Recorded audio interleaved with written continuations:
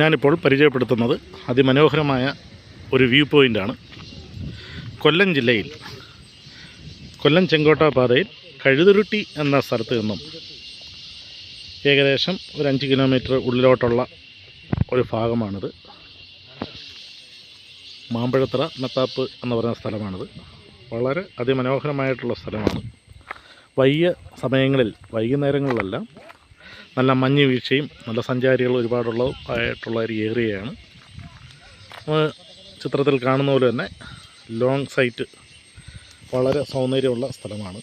ഒരുപാട് സന്ദർശകർ ഈ പാതയിൽ സന്ദർശിക്കാൻ വരുന്നുണ്ട്.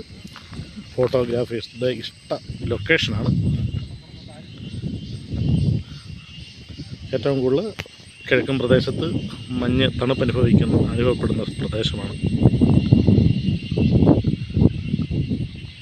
ഇവിടെ വരുമ്പോൾ സൂക്ഷിക്കേണ്ടതായിട്ടുണ്ട്. വന്യജീവികളുടെ ആക്രമണം പതിയിരിക്കുന്നതായിട്ടുള്ള സ്ഥലമാണ്.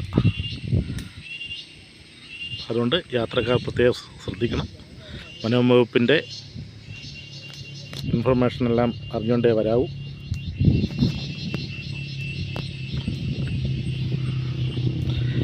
ഇതുവഴി KSRTC ബസ്സുണ്ട്.